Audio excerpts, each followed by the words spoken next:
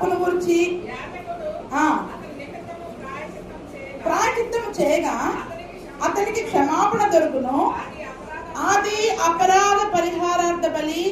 అతడు యెహోవాకు విరోధముగా అపరాధము చేసినది వాస్తవము. ఏంటని చెప్పండి, ఈ ఆజ్ఞను తెలియక చేసిన, ఆజ్ఞ వద్దు అన్నదాన్ని చేసిన దేవునికి విరోధంగా మనం పాపం చేస్తాం. ఏం చెప్పండి, దేవునికి విరోధంగా మరి మనం పాపం చేస్తున్నాం. అది వాస్తవం. చేసామా లేదా? ఎన్ని వాస్తవాలు ఉన్నాయి చెప్పండి. ఇప్పుడు మనం ఆజ్ఞను పాటించే విషయంలో అయితే అసలు పట్టించుకోము, కానీ నీతి కబుర్లు మాత్రం 100 చెప్తాం. ఏం చెప్తాం చెప్పండి, నీతి కబుర్లు మాత్రం 100 చెప్తాం. ఆజ్ఞను పాటించే విషయంలో ఆయనకి విరోధంగా ఎన్ని పనులు చేస్తాం, ఎంత ఆలోచిస్తున్నాం, ఎన్ని పనులు చేసి ఎంత అపరాధాన్ని మరి మనం మూట కట్టుకుంటూ ఉన్నాం. ఎందుకంటే అప్పుడు యాజకుడు అతని నిమిత్తం ప్రాయశ్చిత్తం చేయాలి. ఆ ప్రాయశ్చిత్తం చేసినప్పుడే అతనికి క్షమాపణ కలుగుతుంది. అది అపరాధ పరిహారార్థ బలి. ఆ దినమున మరి గొర్రెలను మేకలను అర్పించేవాళ్ళు కాబట్టి మరి ఆ గొర్రెల మేకల రక్తం ద్వారా కాకుండా ప్రభువైన యేసుక్రీస్తు తన రక్తమునే కార్చేసి అపరాధ పరిహారార్థ బలిగా తన్ను తానే అర్పించుకున్నాడు. చూసామా లేదా? మన కళ్ళతోటి ఆయన శిలువ త్యాగాన్ని చూసామా? అతను చేయగా అతని సంతానం చూస్తుంది, మనం చూసాము. దాని వలన అతడు దీర్ఘాయుష్మంతుడు అవుతున్నాడు. ఆయన విశ్వాసం ఉంచడం వలన మనము కూడా మరణం నుండి తప్పించబడి నిరంతరము జీవించే గొప్ప ధన్యతను మరి మనం కూడా కలిగి ఉంటున్నామండి. కాబట్టి మరి ఆయన సిలువను గురించి మనం ఒకసారి ధ్యానం చేసుకోవాలి. ఎంతసేపు దేవుని యొక్క మేలులు ఆశీర్వాదాల గురించి ధ్యానం చేసుకుంటున్నాం. ఆయన చేసిన సిలువ త్యాగానికి మరి సూచనగా అసలు కొంతైనా మనము ఆయన మాదిరిని బట్టి మనం నడుచుకుంటున్నామా? అయ్యో నా కోసం యేసయ్య చనిపోయాడని ఏడవడం కాదు, ఆయన ఆజ్ఞలను బట్టి మనం నడుచుకోవడమే ముఖ్యమండి. మనం ఎంత ఏడ్చామన్న దేవుడు చూడండి.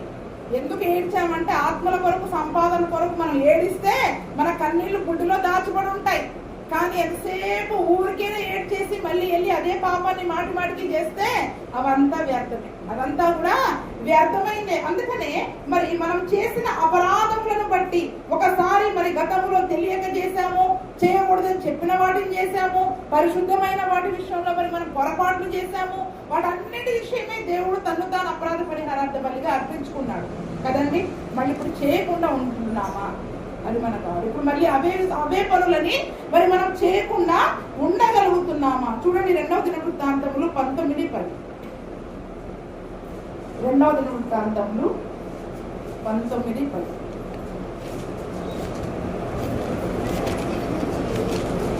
చదువమ్మ. నరహత్యను గుర్చియు ధర్మశాస్త్రమును గుర్చియు ధర్మమును గుర్చియు కట్టడలను గుర్చియు న్యాయ విధులను గురించి ఆయా పట్టణములలో నివసించు మీ సహోదరులకు తెచ్చు ఏ సంగతినే గాని మీరు విమర్శించినప్పుడు మీ మీదికి మీ సహోదరుల మీదికి కోపము రాకుండానట్లు వారు యెహోవా దృష్టికి ఏ అపరాధమును చేయకుండా వారిని హెచ్చరిక చేయవలను. మీరు అలాగూ చేసిన ఎడల అపరాధులు కాక యుందురు. చూడండి 7వ వచనం కూడా చదువుకుంటే యెహోవా భయము మీ మీద ఉండును గాక, హెచ్చరికగా నుండి తీర్పు తీర్చుడి. మన దేవుడైన యెహోవా యందు దౌష్ట్యము లేదు, ఆయన పక్షపాతి కాడు, లంచము పుచ్చుకొనువాడు కాడు. చూడండి, ఆయనలో పక్షపాతము లేదంట, ఆయనలో లంచం కూడా ఆయన తీసుకోడు. ఈరోజు మరి మనం లంచగొండులుగా ఉన్నారని నేను చెప్పడం లేదు, కానీ పరిస్థితులను బట్టి మరి లంచగొండితనము కానీ పక్షపాతము కానీ మరి మనలో ఉండకూడదు. అంతేకాకుండా 10వ వచనంలో చూసినట్లయితే నరహత్యను గురించి, ధర్మశాస్త్రముల గురించి, ధర్మముల గురించి, కట్టడలను గురించి, న్యాయులను గురించి అందరికీ ఆయా పట్టణంలో నివసించి మీ సహోదరులు తెచ్చే ఏ సంగతిని గురించైనా మీరు విమర్శించేటప్పుడు చాలా విషయాలలో మరి మనం పొరపాట్లు చేస్తూ ఉంటాం. నరహత్య గురించి వారి గురించి మాట్లాడేటప్పుడు, నరహత్య గురించి కొత్త నిబంధనలో చెప్పబడిన మాట, పాత నిబంధనలో చెప్పబడిన 10 ఆజ్ఞల గురించి కూడా మళ్ళీ కొత్త నిబంధనలో రాయబడి ఉన్నాయి. నరహత్య గురించి కొత్త నిబంధనలో చెప్పబడిన మాట ఏంటంటే తన సహోదరుని ద్వేషించువాడు నరహంతకుడు. ఎవరు చెప్పండి? తన సహోదరుని ద్వేషించువాడు నరహంతకుడు. వ్యభిచారం గురించి ఏం రాయబడ్డది? శరీరంతో చేస్తేనే కాదు, కంటితో మోహపు చూపు చూసినా అతడు వ్యభిచారి అవుతాడు. అంటే కొత్త నిబంధనలోకి వచ్చేసరికి వాటిని అంటే పరిశుద్ధాత్మ యేసు ప్రభువుల వారు మరికొన్ని మనకి ఈ తరం వారికి అర్థమయ్యేటట్లుగా చెప్తా ఉన్నారు. అంటే చూడండి, ఇప్పుడు మరి మన సహోదరులను ఎంతగా మనం ద్వేషిస్తూ నరహత్య చేసేవారిగా ఉంటున్నాం. ద్వేషించకుండా ఉంటున్నారా ఎవరినైనా కూడా?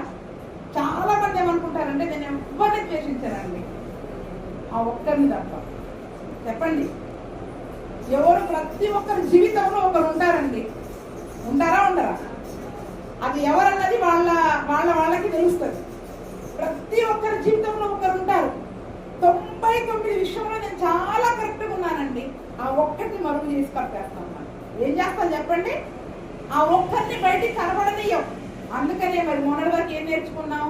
ఒకడు ధర్మశాస్త్రం అంతయు నెరవేర్చి ఒక్క ఆజ్ఞ విషయంలో తప్పిపోయిన ఎడల అతడు అపరాధి అగును. అక్కడ కూడా ఏం మాట ఉంది చెప్పండి? చదవండి, మీకు అర్థం కాబట్టి మళ్ళీ చదవండి. యాకోబు 2:10. యాకోబు 2:10.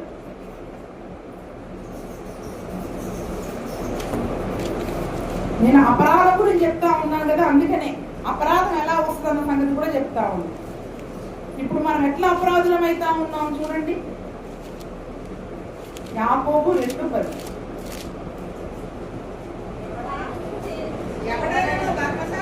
ఎవడైనా ధర్మశాస్త్రం అంతయు కైకొనియు ఒక్క ఆజ్ఞ విషయంలో తప్పిపోయిన ఎడల, ఆజ్ఞలన్నిటి విషయంలో ఒక్క ఆజ్ఞ విషయంలో కాదంట అపరాధ అయ్యేది. చెప్పండి, 99 ఆజ్ఞలను పాటించానని చెప్పుకుంటున్నావు కదా, ఆ 99 ఆజ్ఞల విషయంలో అపరాధులు. ఒక్క ఆజ్ఞ విషయం కాదండి అపరాధి. ఎన్ని ఆజ్ఞల విషయంలో అపరాధులం అవుతున్నాం ఇప్పుడు? 99 ఆజ్ఞల విషయంలో. అంటే 100కి 100 మనకి ఇప్పుడు ఏం పడ్డాయి చెప్పండి మార్కులు? ఇప్పుడు మనకి మైనస్ మార్కులే. క్రైస్తవ జీవితంలో ఏంటంటే ఒక తప్పు చేస్తే 10 మైనస్లు, 99 మైనస్ వస్తాయి. అసలు ఏమొస్తాయి చెప్పండి? 99 మార్కులు పడ్డాయిలే 100కి, అమ్మయ్య అనుకోవడానికి లేదు మనకి ఇక్కడ. 1 మైనస్ 99 చేస్తే మళ్ళీ 0, ఇంకా 1 మిగిలే ఉంటుంది చేయాల్సింది. అంటే చూడండి, కొద్దిమందికి మైనస్ మార్కులు వస్తే వాళ్ళ జీవితంలో మార్కుల విషయంలో చాలా కఠినంగా ఉంటాయి. అంత త్వరగా పైకి రాలేము. అదే క్రైస్తవ జీవితంలో కూడా ఇప్పుడు 90 ఆజ్ఞలు అన్ని చేశామండి, ఒకటేనండి తప్పిపోయా. ఈ ఒక్కరిని ప్రేమించలేకపోతున్నా, ఈ ఒక్కరే ద్వేషిస్తా ఉన్నా, ఈ ఒక్కరి విషయంలో ఇలా ఉన్నాను. కానీ అన్ని కృపావరాలు ఉన్నాయి, అంతా దేవుని యొక్క భక్తి ఉంది, కృపావరాలు ఉన్నాయి, భక్తి జీవితం ఉంది అని మనం అనుకుంటే అది మనకి మనము నీతిమంతులుగా ఎంచుకుంటున్నాము. కానీ దేవుడు ఏమంటున్నాడు? అరే నీకు ఇంకా మైనస్ లోనే ఉన్నాం. ఎక్కడ చెప్పండి? అపరాధులముగా ఎంచబడతా ఉన్నాం. ఆయన అపరాధ పరిహారార్థ బలి చేసుకున్నాడు కదండి. అంటే ఇప్పుడు మళ్ళీ మనం ఎన్ని విషయాల్లో అపరాధులం అవుతున్నాం చెప్పండి? మళ్ళీ ఎన్ని విషయాల్లో అపరాధులం అవుతున్నాం? అందుకనే మనకి మనం మార్పులు వేసుకోవద్దు. దేవుడు అయ్యాలి, దేవుని దగ్గర పోయి నిలబడాలి, వాక్యం ముందు మనం నిలబడాలి. వాక్యం ముందు నిలబడితే అసలు మన జీవితం ఏంటనేది మనకి అర్థం ముందు నిలబడితే మన పొరపాట్లు ఏంటి, తప్పిదాలు ఏంటి అర్థమవుతాయి. చాలా మంది ఏం చేస్తారంటే ఇంకో విశ్వాస దగ్గర పోయి నిలబడతారు. ఆ విశ్వాస అర్థంలో చూసుకుంటారు, ఆమెతో పోల్చుకుంటారు, సేవకులతో పోల్చుకుంటారు, వాళ్ళతో పోల్చుకుంటారు, వీళ్ళతో పోల్చుకుంటారు. ఏమనుకుంటారు? వాళ్ళకంటే ఓ 10% బెటర్గా ఉన్నాం, వాళ్ళకంటే ఒక 50% కాస్త మంచిగా ఉన్నాం అని వాళ్ళని చూసి మనకి మనం పర్వాలేదు అనుకుంటున్నాం. కానీ వాక్యం వైపే చూడాలి. ఎవరి వైపు చూడాలి? వాక్యం వైపు చూడాలి. వాక్యానికి అనుగుణంగా మన జీవితాన్ని మనం సమర్పించుకున్నప్పుడే దేవుని దృష్టిలో అపరాధులముగా మనం ఎంచబడము. ఈ రోజు ఆయన రక్తంలో కడగబడి కూడా మరి మనం ఒక్క ఆజ్ఞ విషయంలో తప్పిపోయి అపరాధులముగా ఎంచబడితే మరి దేవుడు ఎంత దుఃఖపడుతుంటాడు చెప్పండి? దేవుడు ఎంత దుఃఖపడుతుంటాడు? ఆయన యొక్క ఉద్దేశాలు మన పట్ల సఫలమవుతాయా? యేసు ప్రభు వలన సఫలమైందని అనుకుంటున్నాం, కానీ అయ్యో ఈ రక్తంలో కడగబడి కూడా మళ్ళీ వీళ్ళు అపరాధులు అయిపోతున్నారే. ఆయన రక్తంలో కడగబడి కూడా నీతిమంతులుగా మార్చబడి కూడా కృపను పొందుకుంటూ మళ్ళీ ఏమైపోతున్నాం చెప్పండి? అపరాధులముగా ఎంచబడతా ఉన్నాం. చూడండి, ఎవరో ఒక్కరిని ద్వేషిస్తాం, ఎవరో ఒక్కరిని సంపూర్ణంగా మనము వారిని ప్రేమించలేము. పక్షపాతము ఖచ్చితంగా ప్రతి ఒక్కరిలో పక్షపాతం అనేది ఉంటుంది. అందరినీ సమానంగా ప్రేమించలేము. వాక్యం ఏం చెప్తుంది? నిన్ను వలని పొరుగు వారిని ప్రేమించాలని ఆజ్ఞ ఉంది. కానీ ఆ ఆజ్ఞ విషయంలో మనం ఏం చేస్తున్నాము? మనలాగా ప్రేమించం. వాళ్ళు చేసిన క్రియలను బట్టి వాళ్ళనే అంతవరకు ప్రేమిస్తాం. వాళ్ళు మంచిగా ఉంటే కొంచెం ప్రేమిస్తాం, ఇంకా మంచిగా ఉంటే కొంచెం ఎక్కువ ప్రేమిస్తాం. అసలు మనకి విరోధంగా ఉన్నారనుకో చాలా దూరం పెట్టేసి అవసరమైతే వాళ్ళ గురించి చెడుగా కూడా మనం మాట్లాడే అవకాశాన్ని మనం కల్పించి మన యొక్క పరిశుద్ధతను మనము పాడు చేసుకుంటా ఉంటాం. అంటే చూడండి, మరి అటువంటి పక్షపాతము కలిగి మనం ఉండి మరి ఆ ఆజ్ఞ విషయంలో మనము తప్పిపోయి మరి అపరాధులముగా మనం ఎంచబడుతూ ఉంటుంటే మరి ఈ రోజు ఆయన పొందిన సిలువ త్యాగానికి ఏమైనా విలువ ఉందా? కనీసం శ్రమల దినాల్లో ఆయన ఒక్కసారి ఆయన సిలువ వైపు చూసుకొని, అయ్యా నేను ఏ అపరాధాలు చేస్తున్నానో, ఎక్కడెక్కడ తప్పిపోతున్నానో కొన్ని రోజులన్నా ఆయన తట్టు చూద్దామన్న ఆలోచన ఎవరికన్నా వస్తుందా? అసలు శ్రమల దినాలని కానీ సిలువ జ్ఞానాలని కానీ ఏమీ లేదు. ఏమి తిందాము, ఏమి తాగము, ఏమి సంపాదించుకుందాము, ఎప్పుడు మిర్చి కోత, ఎప్పుడు పత్తి కోతలు, ఎప్పుడు ఆ కోతలు, ఎప్పుడు ఆ పనులు, ఎంతసేపు జీవన వ్యాపారాలలో చిక్కుబడిపోతాం. ఎక్కడ పడిపోతున్నాం? జీవన వ్యాపారాలలో చిక్కుబడిపోతా ఉన్నాం. మన అపరాధాల విషయమే దేవుని సన్నిధికి మనము రాలేకపోతా ఉన్నాం. చూడండి, ఇంకొక మాట కూడా చదువుతాను. యాకోబు 2:9 చదువు. అదే యాకోబు 2:9. మీరు పక్షపాతము గలవారైతే ధర్మశాస్త్రము వలన ఎలాగంట అపరాధులను తీర్చబడి. ఇప్పుడు పక్షపాతం ఉన్న వాళ్ళ సంగతి చెప్పండి. పక్షపాతము కలిగిన వారు కూడా ధర్మశాస్త్రాన్ని, వాక్యాన్ని బట్టి చూస్తే అపరాధుల లెక్కలోనే ఉంటారండి. మనం గతము చేసిన అపరాధాల విషయమై ఆయన తను తాను అర్పించుకున్నాడు, అయిపోయింది. కానీ మరి ఇప్పుడు మనం చూపించే పక్షపాతం సంగతి ఏంటి? ఇప్పుడు మనం ద్వేషించే సంగతి ఏంటి? ఇప్పుడు మనలాగా ఎవరిని ప్రేమించలేకపోయే ఆ తప్పిపోయే ఆజ్ఞ విషయం ఏంటి? మరి ఈ విషయాల్లో మనం ఎంతగా అపరాధులం అయిపోతా ఉన్నాం చెప్పండి. మరి ఈ అపరాధాల విషయమై మళ్ళీ మనకి ఇప్పుడు మరణానికి వెళ్తామా, తీర్పులోకి వెళ్తామా లేదా చెప్పండి? తీర్పులోకి వెళ్తామా లేదా? ఆయనేమో తీర్పును తప్పించడానికి ప్రయత్నం చేస్తా ఉన్నాడు. మళ్ళీ మనమేమో మాటికి పక్షపాతము చూపిస్తూ ఆ చెయ్యవద్దు అన్న ఆజ్ఞలు చేస్తూ పొరపాటో తెలుసో తెలియకో కదండి, ఆజ్ఞలు తెలీదు, వాక్యం తెలీదు చాలా వరకు. కానీ అన్ని తెలుసున్నట్టుగానే మనం ప్రవర్తిస్తూ ఉంటాం. మరి తెలిసి చేసినా తెలియక చేసినా వాక్యం విన్నప్పుడు సరి చేసుకోవాలి. ఏం చెప్పండి? వాక్యం ద్వారా తెలియచేయబడ్డప్పుడు తప్పకుండా దానిని మనము సరి చేసుకోవాలి. చివరిగా చూడండి, ఇంకొక మాట చెప్తాను. ఎజ్రా 9:6. ఎజ్రా 9:6. కీర్తనలు ముందు యోబు, ముందు నెహెమ్యా, ముందు ఎజ్రా. ఎజ్రా 9:6. నా దేవా నా దేవా, నా ముఖము నీ వైపు ఎత్తుకొనుటకు సిగ్గుపడి కిన్నుడనై ఉన్నాను. మా దోషములు మా తలలకు పైగా హెచ్చి ఉన్నవి, మా అపరాధము ఆకాశమంత ఎత్తుగా. ఏమంటున్నాడు చూడండి ఇక్కడ ఎజ్రా ఎట్లా ఏడుస్తున్నాడు చూడండి దేవుని సన్నిధిలో. ఎలా ఏడుస్తున్నాడు? నా దేవా నా దేవా, గట్టిగా ఎలుగెత్తి కేకలు వేస్తున్నాడండి దేవుని సన్నిధిలో. దేవుని సన్నిధిలో దావీదు కూడా ఎన్నిసార్లు కేకలేశాడు? నా దేవా నా దేవా, ఎలుగెత్తి నేను నా దేవునికి మొరపెడుతూ ఉన్నాను. ఈరోజు కనీసం మనం చేసిన ఆ ఆజ్ఞ తప్పిపోయిన అపరాధాల విషయమే దేవుని సన్నిధిలో మనం ఎలుగెత్తి ఏడుస్తున్నాము. దేవుని సన్నిధిలో ఎంతసేపు మన అవసరాల కొరకు ఏడుస్తాం, కానీ మనం చేసిన అపరాధాల విషయమై మనం దేవుని సన్నిధిలో మొరపెడుతున్నామా? ఆ ఎజ్రా దేని కొరకు మొరపెడుతున్నాడు అక్కడ? నా దేవా నా దేవా. మళ్ళీ ఒకసారి చదవండి ఆ మాట గట్టిగా. అక్కడ 5వ వచనం నుండి చూసినట్లయితే, సాయంత్రపు అర్పణ వేళను శ్రమ తీరగా నేను లేచి నా వస్త్రమును నా పై దుప్పటిని చింపుకొని కాళ్ళ మీద పడి నిలబడి నా దేవుడైన యెహోవా తట్టు చేతులెత్తి నా దేవా నా దేవా నా ముఖము నీ వైపు ఎత్తుకొనుటకు సిగ్గుపడి కిన్నుడనై ఉన్నాను. ఎంత సిగ్గుపడుతున్నాడండి. ఆయన నా కొరకు తన్ను తాను అపరాధ పరిహారార్థ బలి చేసుకుంటే ఆయన వాక్యం తెలిసి కూడా వింటూ కూడా నేను మళ్ళీ ఎంతగా అపరాధిగా నేను మార్చబడుతున్నా, ఎంతగా మేము పాపములోనికి మళ్ళీ మేము వెళ్ళిపోతూ ఉన్నాము. నా మొహం చూపించుకోలేకపోతున్నానయ్యా, నీకు సిగ్గుపడుతున్నానయ్యా, నా మొహం చూపించుకోలేకపోతున్నాను. ఆయన సిలువ కట్టు చూడాలంటే ఈరోజు మనం సిగ్గుపడాలి. ఆల్రెడీ తను తాను అపరాధ పరిహారార్థ బలి గావించుకున్నాడు. అయినా కూడా ఎంత ఏమంటారు చూడండి, సాహసించి మనం ధైర్యం చేస్తాం. ఏంటంటే సాహసించి ఆయన ఆజ్ఞలను మీరి మనం తప్పులు చేస్తూ మళ్ళీ ధైర్యంగా దేవుని దగ్గరకు వచ్చి ప్రార్థన చేస్తాం. కానీ అయ్యా నేను సిగ్గుపడుతున్నానయ్యా, నా అపరాధాల విషయం నేను సిగ్గుపడుతున్నా, నా మొహం నేను నీ తట్టు ఎత్తుకోలేకపోతున్నా. సుంకరి చేశాడండి ప్రార్థన. ఎవరు చేశారు చెప్పండి? సుంకరి ప్రార్థన చేశాడండి. అయ్యా దూరంగా నిలబడి, అయ్యా నేను పాపినయ్యా. తను చేసిన ఒక్క మంచి పని చెప్పట్లేదండి, తను చేసిన ఒక్క మంచి పని చెప్పట్లేదు, తనలో ఉన్న లోపాన్ని చెప్తున్నాడు. ఏం చెప్తున్నాడు?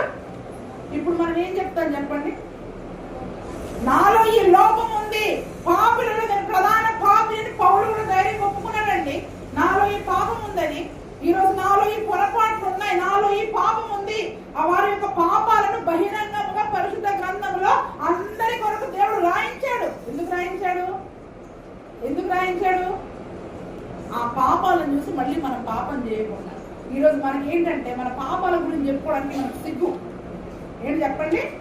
సిగ్గుపడిపోయి మన భక్తిని చూపించుకుంటున్నాం, మన పాపాలను దేవుని దగ్గర ఒప్పుకోలేకపోతున్నాం. చాలా మంది మనుషుల దగ్గర కూడా ఎంతసేపు మన భక్తినే చూపిస్తున్నాము, కానీ మనం చేసిన పొరపాట్లను గురించి ఎక్కడ మనం మాట్లాడలేకపోతా ఉన్నాం. అక్కడ ఎజ్రా కూడా ఏమని ప్రార్థన చేస్తున్నాడు చూడండి.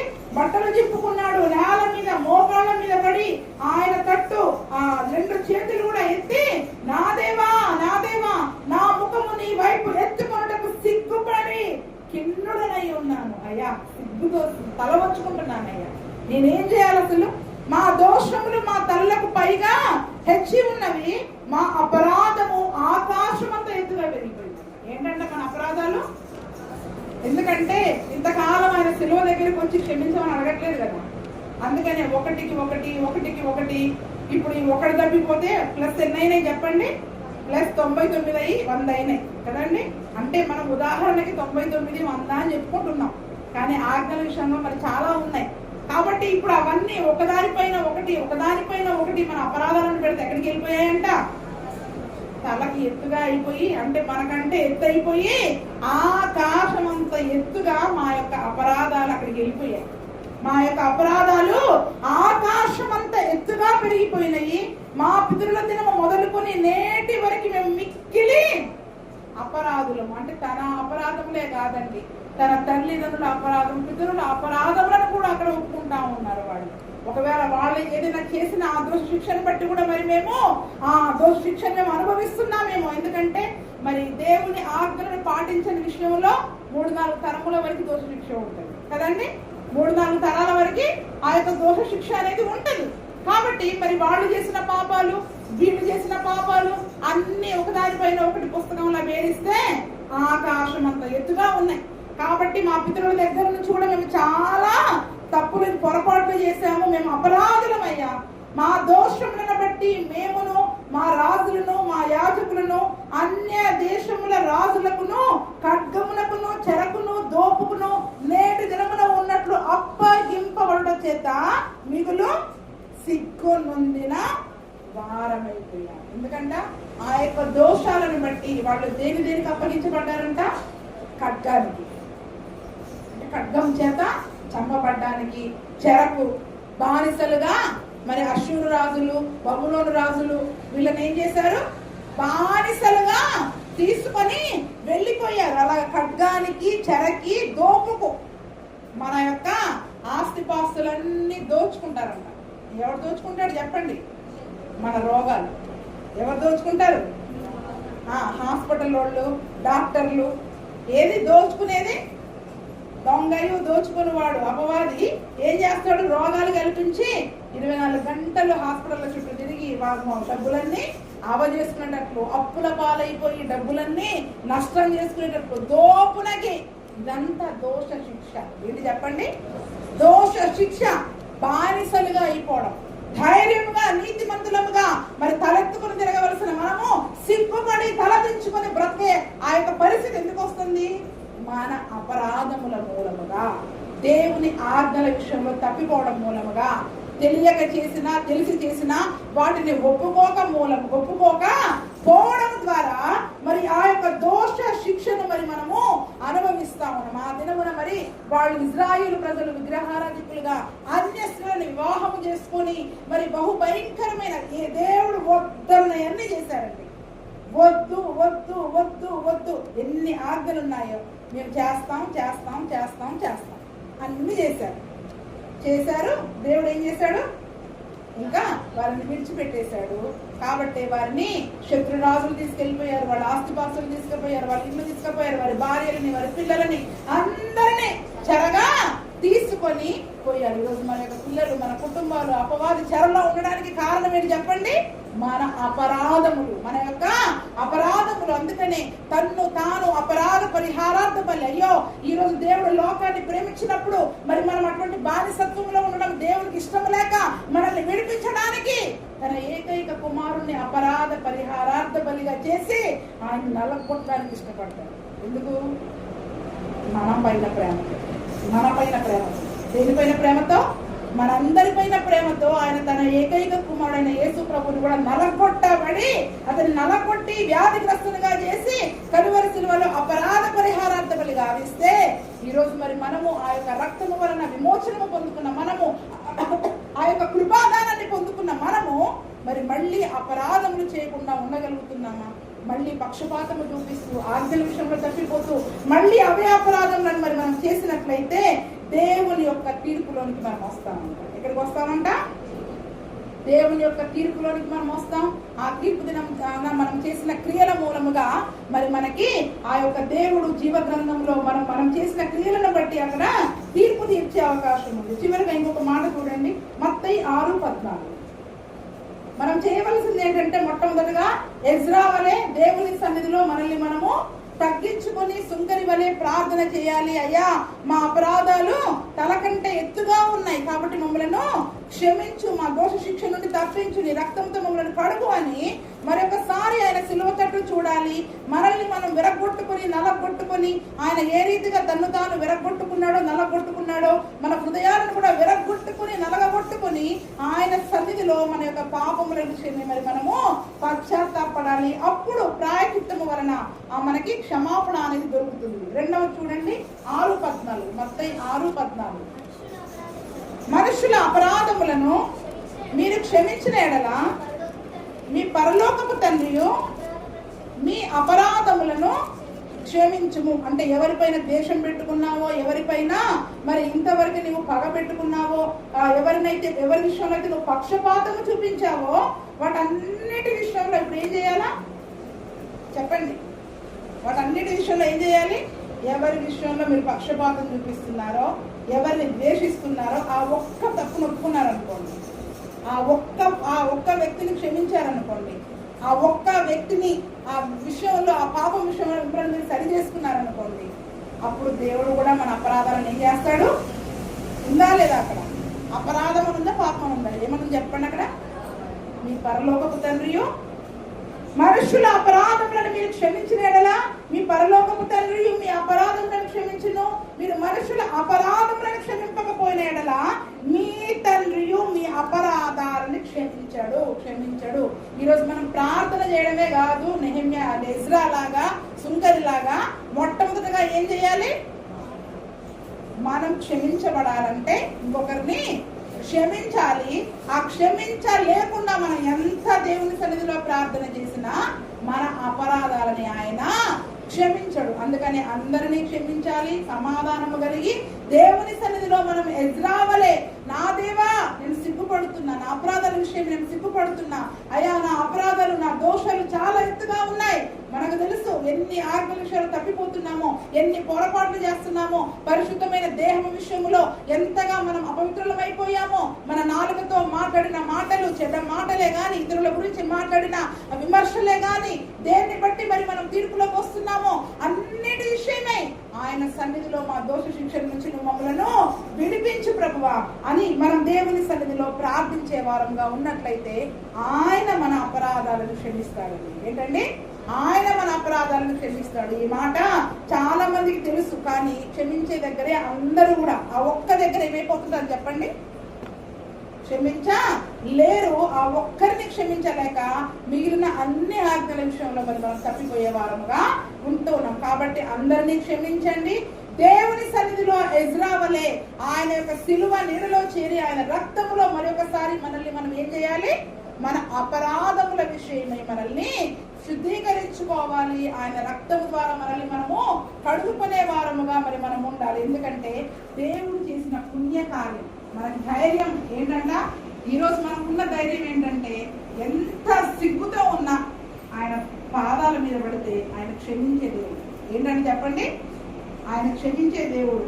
ఎందుకంటే మనం సిగ్గు లేకుండా వెళ్ళాలి. ఇప్పుడు వేసేది చేసిన వాటిని బట్టి మనం సిగ్గు లేకుండా దేవుని దగ్గరికి వెళ్తే ఏ ముఖంతో పోవాలి నేను అని అనుకునే పరిస్థితి లేదండి. తప్పిపోయిన కుమారుడు సిగ్గుతో తల్లి దగ్గరికి వచ్చాడు, కానీ తండ్రి ఏం చేశాడు? అక్కున చేర్చుకున్నట్లు ఈరోజు మనం ఆయన సిలువ పాదాల మీద పడితే చాలు, వెంటనే ఆయన మనల్ని ఏం చేస్తాడు? మన అపరాధాలను కూడా క్షమించి మరి మన యొక్క ఆ దోష శిక్ష నుండి మరి మనల్ని విడిపిస్తాడు. కాబట్టి అపరాధాలను ఒప్పుకోకపోతే మరణం ఉంటది, దోష శిక్ష ఉంటది, తీర్పు ఉంటది. ఏముంటాయి చెప్పండి? దోషములకు శిక్ష. ఆ దినమున ఇశ్రాయేలు ప్రజలు ఏ రీతిగా అయితే చెరకు, ఖడ్గానికి, దోపునకి అప్పగించబడ్డారో, ఈరోజు మన జీవితంలో మన కుటుంబాలలో కూడా అటువంటి ఆ సమృద్ధి అనేది ఉండకుండా అపవాది దోచుకుంటా ఉంటాడు, లేదా మరణానికి అప్పగించబడతాం, తీర్పులోనికి వెళ్ళే అవకాశం ఉంటుంది. మరి ఇప్పుడు అవన్నీ మనం తప్పించుకోవాలి అంటే ఆయన సిలువలో మన కొరకు అపరాధ పరిహారార్థ బలిగా చేయబడిన ఆయన సన్నిధిలో మన పాపాల విషయం మరి మనం ప్రాయచిత్తం చేసుకుంటే అప్పుడు మనకి క్షమాపణ దొరుకుతుంది. మరి ప్రార్థన చేసుకుందామా? దేవుని సన్నిధిలో ఒకసారి మోకరించి మన